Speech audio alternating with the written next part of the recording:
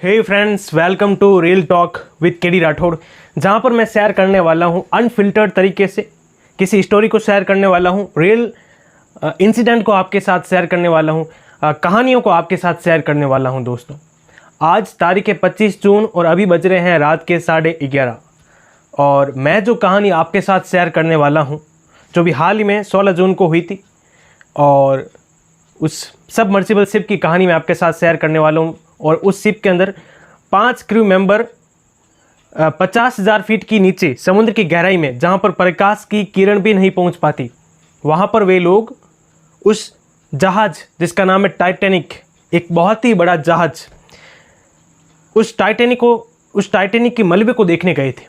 आप सोच रहे हो कि कोई आदमी कितना बड़ा रिस्क उठाकर इस टाइटैनिक को देखने जाता है। कोई छोटे मोटे लोग नहीं, बड़े बड़े बिलियनियर लोग, मिलियनियर लोग, जिनके पास करोड़ों में पैसा है, 8,000 करोड़ से भी ज़्यादा पैसा। ऐसे लोग जो कुछ अपने जीवन में कुछ अलग कर सकते थे, लेकिन एक जुनून था कि भाई साहब देखना है तो मुझे टाइटैनिक जहाज़ ही देखना है। टाइटैनिक जहाज़ का एक देखने का एक जज्बा, एक जोश कि हाँ, टाइटैनिक जहाज़ वो जहाज़ जिसके बारे में जेम्स कैमरून ने 1997 में फिल्म बनाई थी, उस जहाज़ को देखना है। वो जहाज़ कैसा दिखता है, एक 50,000 फीट के नीचे का जहाज़ समुद्र के नीचे कैसा दिखता है, उसका व्रेकेज कैसा दिखता है। वो 5 लोग जो समुद्र के नीचे देखने गए थे, वो अभी तक वापस नहीं मिले, उनके बॉडी पार्ट्स अभी तक वापस नहीं मिले। यहाँ तक कि उस सबमर्सिबल शिप, उस पनडुब्बी का मलबा भी अभी तक नहीं मिला। दोस्तों, टाइटैनिक जहाज़ अपने समय का 20th सेंचुरी का सबसे बड़ा जहाज़ था। करीब 46,000 टन वजनी जहाज़, 46,000 टन। और ये जो पनडुब्बी की मैं बात कर रहा हूँ, ये सबमर्सिबल शिप जो डूब गया था, 5 क्रू मेंबर उसके अंदर सवार थे, उसका वजन था 10 टन वजनी। 15 अप्रैल 1912 का वो दौर, जब एक बहुत ही बड़ा जहाज़ जब टाइटैनिक बन रहा था, तो दोस्तों, तो इसके बिल्डर्स ने बहुत ही बड़े बड़े दावे किए कि ये जहाज़ भले आंधी आई है तूफान, कभी डूबेगा नहीं। ये जो कस्टमर्स का उन्होंने भरोसा इस प्रकार जीत लिया, उन्होंने कहा कि भले इस जहाज़ की टक्कर हो जाए, लेकिन ये जहाज़ कभी डूबेगा नहीं। पानी इसके अंदर भले ही स्टोर हो जाए, लेकिन ये जहाज़ कभी नहीं डूबेगा। इस तरह से इस टाइटैनिक जहाज़ की ब्रांडिंग की गई, प्रमोटिंग की गई।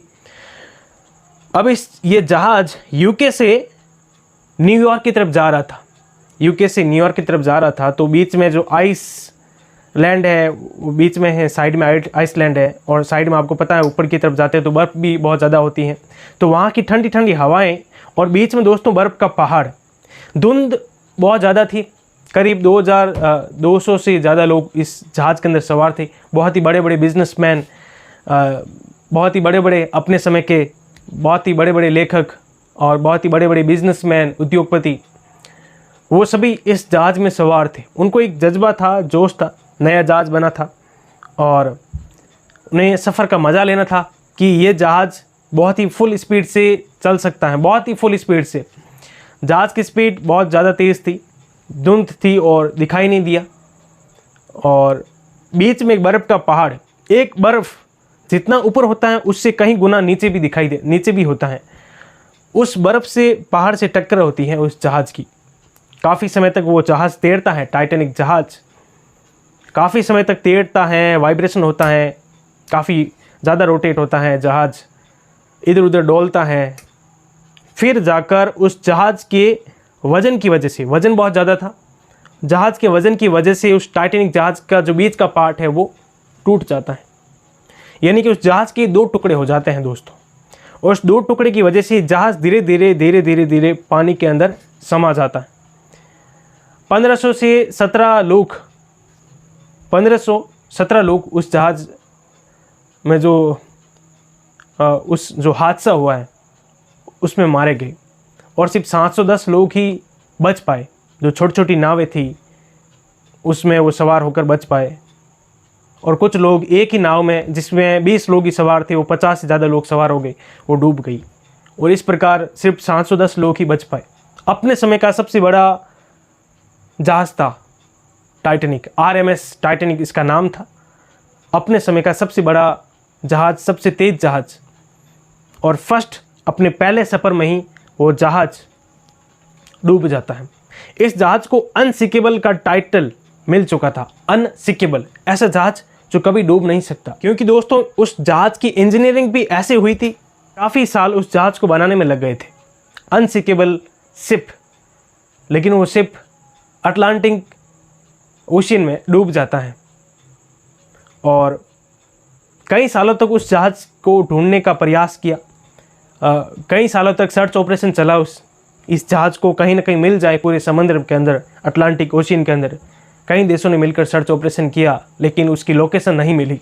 फिर दोस्तों US कमिटी इन्वेस्टिगेटिंग डिपार्टमेंट ने एक रिपोर्ट में बताया कि 1500 से 17 लोगों ने अपनी जान गंवा दी इस घटना में, और सिर्फ 710 लोग ही बच पाए। लेकिन फिर दोस्तों अचानक 1985 में इस जहाज़ का मलबा मिल जाता है। कनाडा का एक पोर्ट है जिसका नाम है न्यू फाउंडलैंड पोर्ट। उस पोर्ट से 400 नॉटिकल मील दूर, यानी 740 किलोमीटर दूरी पर समुद्र के नीचे वो उस जहाज़ का मलबा मिला 1985 में। उस समय इस जहाज़ की आइकॉनिक तस्वीरें पूरी दुनिया में फैल गई। सभी लोग उस तस्वीरों को देखने लगे कि कैसा दिखता था जहाज़, इतने बड़े लोग सवार थे। 1912 का जहाज़ जो डूबा था वो 1985 में जाकर मिला। 1985 में वो जहाज़ फाइनली लोगों को पता चल गया कि जहाज़ कहाँ है, और उसकी लोकेशन पता चल गई, उसका मलबा दिखाई दिया। पूरी दुनिया में एक उत्सुकता का माहौल था इस जहाज़ को देखने का। सभी लोग चाहते थे कि इस जहाज़ को जाकर नीचे देखें, जहाज़ कैसा दिखता है, क्यों। और उसके बाद में दोस्तों इस जहाज़ का क्रेज़ इतना ज़्यादा बढ़ गया था, बहुत ज़्यादा ट्रेंड था इस टाइटैनिक जहाज़ का। टाइटैनिक, पूरी दुनिया में एक ही चर्चा थी, टाइटैनिक। दोस्तों जब कोई चीज़ें ट्रेंड पर आती हैं या कुछ चीज़ें वायरल होती हैं तो इस पर फिल्में भी बनने लग जाती हैं। कोई हिस्टोरिकल चीज़ें होती हैं, कोई मिस्टीरियस चीज़ें होती हैं, उसके ऊपर फिर फिल्में भी बनने शुरू हो जाती हैं। फिल्मों का भी क्रेज़ शुरू हुआ। कई मूवी डायरेक्टर्स इस कहानी से बहुत ज़्यादा इंस्पायर हुए कि एक जहाज़ जो UK से US की तरफ जा रहा था, न्यूयॉर्क की तरफ, लेकिन बीच में ही करीब 2000 से ज़्यादा लोग सवार थे। अनसिंकेबल शिप, जिसे अनसिंकेबल टाइटल दिया गया, वो जहाज़ भी डूब गया, 2 टुकड़े हो गए और कई लोग मारे गए उस घटना की वजह से। जेम्स कैमरून पहले ऐसे व्यक्ति थे जिन्होंने सबसे पहले अनाउंस किया कि वो इस पर फिल्म बनाने जा रहे हैं। करीब 13 से ज़्यादा बार वो समुद्र के अंदर उस मलबे को देख चुके हैं। जेम्स कैमरून जब वे फिल्म बना रहे थे तब वे 13 से ज़्यादा बार उस मलबे को देख चुके थे। जब मलबे को देखा तो उन्हें फिल्म बनाने का अलग ही इंस्पिरेशन मिला। फिल्म बनानी है, बस टाइटैनिक की फिल्म बनानी है। जेम्स कैमरून ने डिसीजन ले लिया। फिर दोस्तों आप जानते हैं कि वो फिल्म पूरी दुनिया में इतनी ज़्यादा वायरल हो गई, इतने ज़्यादा लोगों ने इस फिल्म को पसंद किया। उस समय 1997 में इस फिल्म ने सबसे ज़्यादा कमाई की दोस्तों, सबसे ज़्यादा। आज तक अगर सबसे ज़्यादा कमाई की बात करें तो चौथे नंबर पर है जेम्स कैमरून की 2 फिल्में और ये तीसरी फिल्म, और टाइटैनिक चौथे नंबर पर है दोस्तों सबसे ज़्यादा कमाई के मामले में। दोस्तों फिर इस फिल्म ये फिल्म मेगा ब्लॉकबस्टर रही, काफ़ी ज़्यादा पूरी दुनिया से पैसा कमाया इस फिल्म ने। फिर दोस्तों जब ये फिल्म बनी दोस्तों, तब ये घटना टाइटैनिक की दुनिया के सामने आई। दुनिया भर के लोग इस टाइटैनिक जहाज़ को देखने के लिए काफ़ी उत्सुक थे। काफ़ी दुनिया भर की बड़ी बड़ी कंपनियों ने जो जहाज़ बनाती हैं, शिप बनाती है, पनडुब्बियाँ बनाती हैं, उन्होंने डिसीजन लिया कि हम एक टूरिस्ट प्लान लाने वाले हैं। हम समुद्र के अंदर नीचे जाएंगे, बहुत ज़्यादा गहराई के अंदर इस जहाज़ को देखेंगे कैसा दिखता है। एक हिस्टोरिकल एक कल्चरल इम्पैक्ट पड़ता है ना दोस्तों, कि एक ऐसी चीज़ जो काफ़ी पुरानी है, और उस घटना का जब उस घटना के इंसिडेंट को आप जब कभी कहीं पर भी, जैसे कि अगर घूमने जाते हो किसी हिस्टोरिकल प्लेस पर, तो आपको पुरानी सभी बातें आपको याद आने लग जाती हैं। उस पुरानी चीज़ों के चित्र आपके सामने चलने लग जाते हैं, पुरानी कहानियाँ आपको दिखने लग जाती हैं। तो जब भी जहाज़ की टाइटैनिक की कहानी आती है तो उन 2000 लोगों की बात याद आती है, उन अमीर लोगों की बात याद आती हैं, जो बहुत बड़े बड़े बिलियनियर लोग हैं, अनसिंकेबल का जो नाम याद आता है तो एक काफ़ी समय पुराना जहाज़, करीब सैकड़ों साल पुराना जहाज़, जब भी उसका नाम याद आता है तब लोग देखना चाहते हैं कि टाइटैनिक कैसा दिखता है। ये ट्रेंड भी दोस्तों काफ़ी चला, जहाज़ को देखना है, समुद्र के अंदर नीचे जाना है। एक कंपनी है वो आपको एक प्लान लाती है कि आप जाकर देख सकते हैं जाकर। तो ऐसा ही दोस्तों एक कंपनी है जिसका नाम है दोस्तों OceanGate. OceanGate company कहती है कि आप जाइए नीचे, समंदर के नीचे, और उस मलबे को आप देख कर आइए, टाइटैनिक के मलबे को। हमारा एक एक्सप्लोरर आपके साथ जाएगा, हमारा एक क्रू मेंबर जाएगा और हमारा एक पायलट भी आपके साथ जाएगा। इस मलबे को आपको दिखा कर लाएगा। 2 घंटे दोस्तों जहाज उस पनडुब्बी को नीचे जाने में लगते हैं, 4 घंटे आप देख सकते हैं और 2 घंटे ऊपर आने में लगते हैं। तो कुल मिलाकर दोस्तों हो गए 8 घंटे। 8 घंटे का सफ़र दोस्तों। 8 घंटे के सफ़र के लिए आपको दोस्तों चार्ज करने होंगे $2,50,000। ओशियन गेट कंपनी $2,50,000 आपसे चार्ज करेगी। फिर दोस्तों आपसे एक साइन भी करवाएगी कि अगर आप जाना चाहते हैं तो कोई बात नहीं, लेकिन आप अपनी रिस्क पर जा रहे हैं, आप अपनी मर्ज़ी से जा रहे हैं और रिस्क ऑफ डेथ भी हो सकती है, इसलिए सोच समझ कर जाइए। लेकिन दोस्तों कहते हैं ना कि अगर आप कार चला रहे हैं तो मरने का डर तो रहता ही है, बाइक चला रहे हैं मरने का डर तो रहता ही है, फ्लाइट में अगर आप ट्रैवल कर रहे हैं तो मरने का डर तो रहता ही है। तो मरने का डर कहाँ कहाँ नहीं रहता है। ये बात सभी लोगों को आम लगती है कि रिस्क ऑफ डेथ, ये तो 1% चांस तो होगा, क्या फ़र्क पड़ेगा। इसी वजह से दोस्तों अपने रिस्क ऑफ डेथ पर दुनिया के बड़े बड़े बिलियनियर लोग इसके अंदर सवार हो गए। 5 लोग दोस्तों इस सबमर्सिबल शिप में सवार होकर गए थे। अभी हाल ही में 16 जून की घटना है दोस्तों। इसके लिए मैं आपको बता देता हूँ इसके लिए आपको करना क्या होगा। सबसे पहले आपको आना पड़ेगा कनाडा से आपको आना पड़ेगा न्यू फाउंडलैंड, एक पोर्ट है वहाँ पर आपको आना पड़ेगा। फिर दोस्तों लगेगा 2 दिन का समय, आपको आना पड़ेगा 740 किलोमीटर की दूरी पर। उस मलबे के ऊपर एक जहाज़ आपको वहाँ पर लेकर जाएगा, उस मलबे के ऊपर। फिर आपको नीचे एक पनडुब्बी, छोटी सी पनडुब्बी रॉकेट की स्पीड से नीचे जाएगी, क्योंकि आप जानते हैं कि पानी का दबाव नीचे बहुत ज़्यादा रहता है, तो इसलिए लॉन्चिंग की स्पीड ज़्यादा होनी चाहिए। तो इसी प्रकार था, 16 जून का समय था। 5 लोग सवार हो गए थे, 5 लोग रेडी हो गए, बहुत बड़े जुनूनी और कुछ देखने की चाह, एडवेंचर करने की चाह, ऐसे लोग। सबसे पहला नाम आता है हैमिश हार्डिंग, एक British industrialist, private jet action aviation company के चीफ। दूसरे हैं शहजादा दाऊद, पाकिस्तानी मूल के ब्रिटिश बिजनेसमैन शहजादा दाऊद, और उसका एक बेटा 19 साल का सुलेमान। फिर दोस्तों तीसरा है दोस्तों टोकन रस, जो इस ओशियन गेट कंपनी के फाउंडर है, CEO हैं, वो भी इसके अंदर सवार थे। और एक दोस्तों पॉल ऑनरी, जो फ्रांसीसी एक्सप्लोरर हैं और 35 बार, वो 1987 में भी, जब 1985 में इसका मलबा मिला था पहली बार, तो उसके 2 साल बाद 1987 में वो सबसे पहले इस मलबे को जाकर देख चुके थे। और ऐसा कहते हैं कि करीब 35 बार वो इस मलबे को देखकर आ चुके हैं। तो उन्हें एक्सपीरियंस भी था और ये चीज़ें बहुत छोटी लग रही थी, खतरा बहुत बड़ा था, लेकिन जब आदमी बार बार उस काम को करता है तो वो खतरा बहुत कम लगता है। पॉल ऑनरी नेवी में भी रह चुका है, नेवी में। तो ये 5 लोग सवार थे दोस्तों। 16 जून की बात है। 16 जून को करीब 8 बजे न्यू फाउंडलैंड से उस मलबे के ऊपर आते हैं, समुद्र के ऊपर। करीब 8 बजे उनका वो समुद्र के नीचे उस पनडुब्बी को छोड़ा जाता है, सबमर्सिबल शिप को। सिर्फ 8 घंटे का ये सफ़र था। अगर 8 बजे, सुबह के 8 बजे, मतलब वहाँ के 8 बजे, मतलब यहाँ के आप मान लो शाम के 5:30 बजे, 4:30 बजे का टाइम मान लो, और शाम के, अगर इंडिया के अंदर शाम के 5:30 बजे, तो वहाँ पर हो जाएगा सुबह के 9 बजे या 8 बजे। तो 8 बजे उस पनडुब्बी को छोड़ा जाता है। सिर्फ 8 घंटे का ही टाइम था कि 8 घंटे के अंदर वापस, उस दरमियान के अंदर वापस वो शिप वो बाहर आ जाएगा यानी कि करीब 3 से 4 बजे के करीब वो शिप बाहर आ जाएगा। 2 घंटा जाने में लगेगा, लेकिन दोस्तों कहते हैं कि 1 घंटे और 46 मिनट पर करीब पहुंचने ही वाला था वो शिप। एक बहुत ही बड़ा धमाका होता है,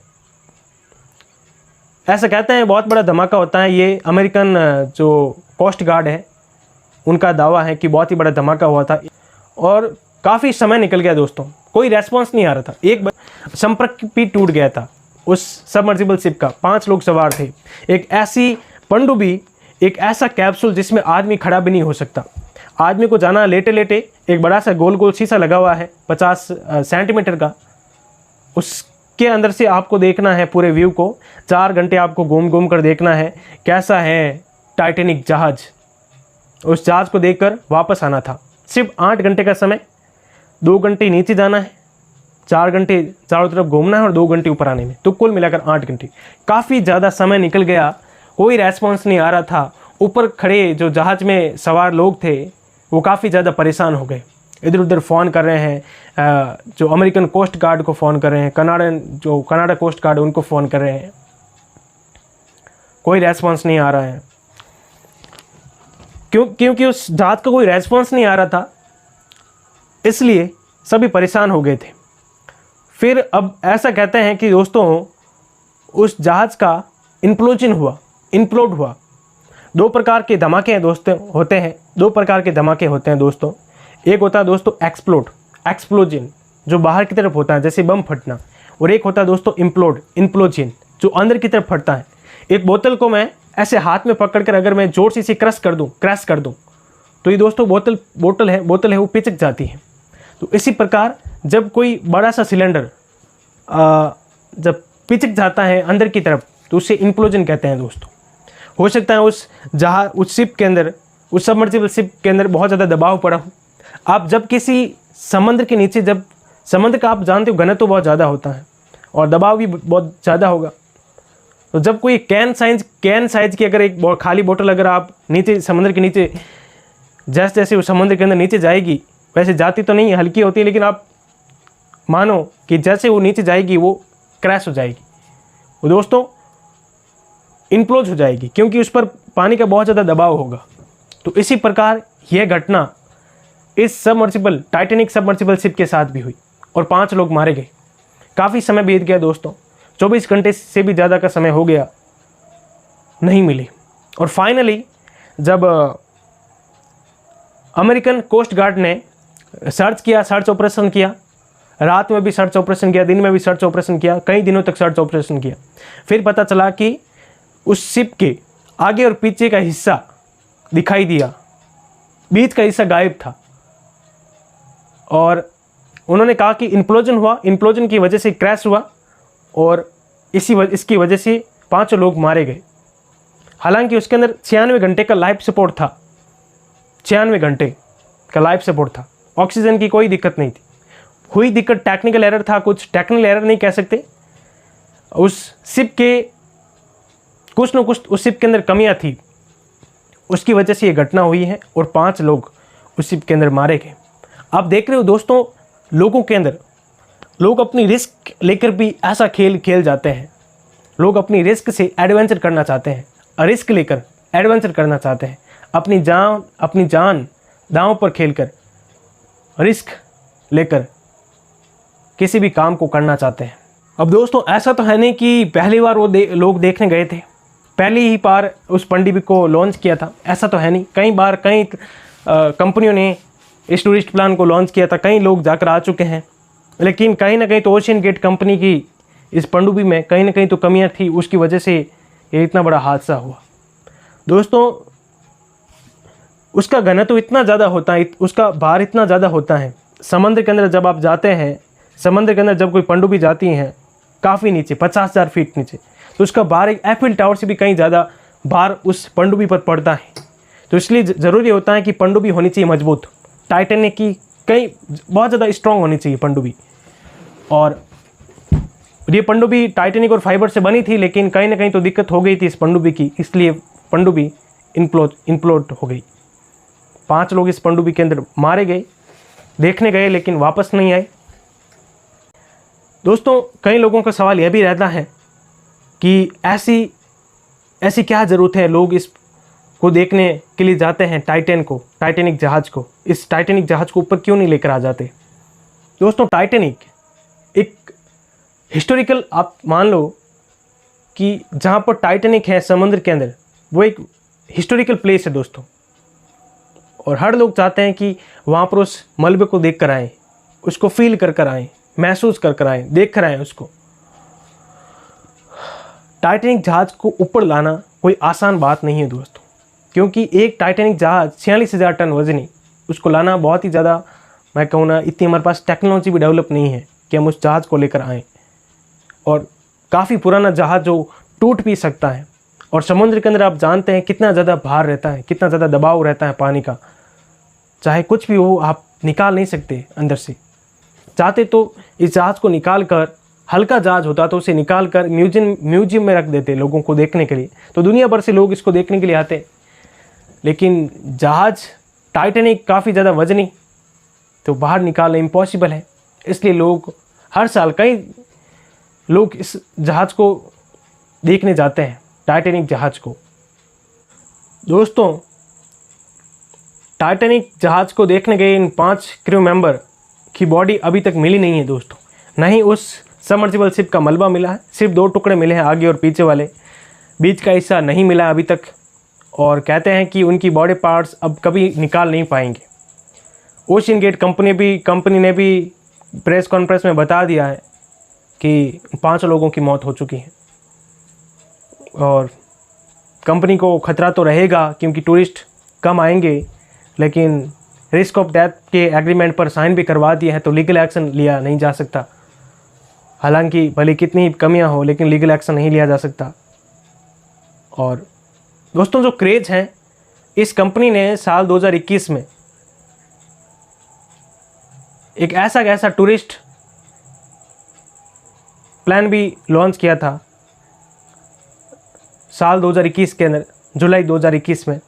एक यूट्यूबर एलन एस्ट्रागा, उसने कुछ नया करने का सोचा, कोरोना का समय था, कुछ नया करने का सोचा, नई जगह घूमने के बारे में सोचा, तब पता चला कि एक टाइटैनिक जहाज़ है, वहाँ पर जाना सही रहेगा, और 1.5 करोड़ रुपए देकर रिस्क ऑफ डेथ एग्रीमेंट पर साइन करके वो अपने 3 लोगों के साथ जाता है। लेकिन टेक्निकल एरर की वजह से दोबारा उस प्रोग्राम को वापस लॉन्च किया जाता है, और सफलतापूर्वक एलन एस्ट्रागा उस टाइटैनिक के मलबे को देखकर आ जाता है।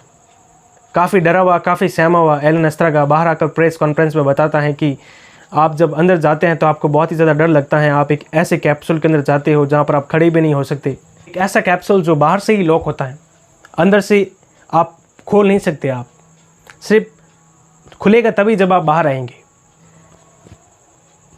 और आपको एक रॉकेट की स्पीड से छोड़ा जाता है।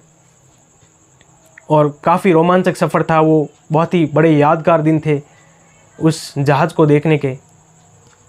तो इसी प्रकार जब ये ऐसे वीडियोस लोगों के पास पहुँचे, और जब कंपनी ने इसका प्रमोशन किया भर के, तो काफ़ी बड़े बिलियनियर लोग तैयार हो गए इस जहाज़ को देखने के लिए।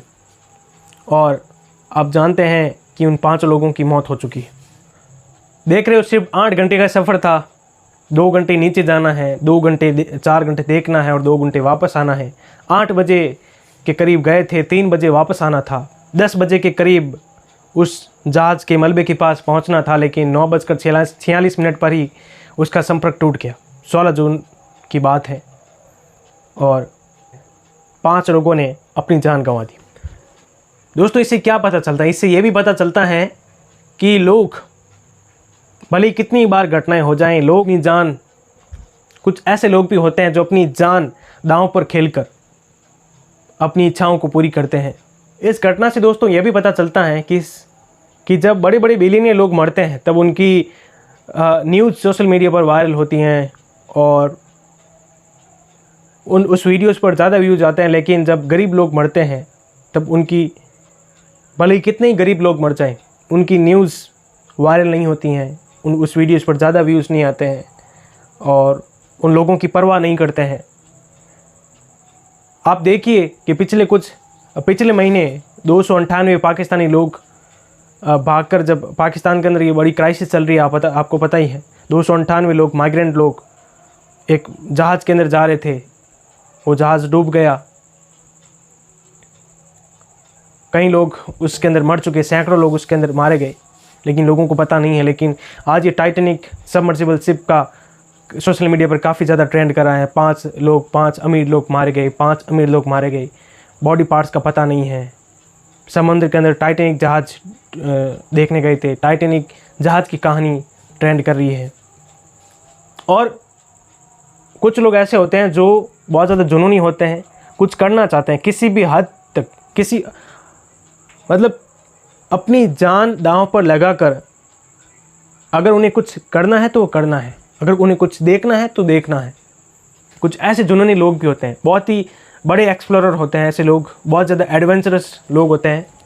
और आप देख रहे हैं कि कभी कभार ऐसी घटना भी हो जाती हैं कि जोश में आदमी की मौत हो जाती है। तो काफ़ी ज़्यादा संभल कर चलने की ज़रूरत है। तो दोस्तों, ये थी सबमर्सिबल शिप की कहानी जो 16 जून को डूब गया था, 5 क्रू मेंबर को लेकर गया था। पूरी कहानी मैंने आपको शेयर कर दी है। इस वीडियो को लाइक कीजिए, शेयर कीजिए और कमेंट में बताइए कि ऐसी क्या गलती रही होगी इस सबमर्सिबल शिप की जिसकी वजह से ये शिप डूब गया।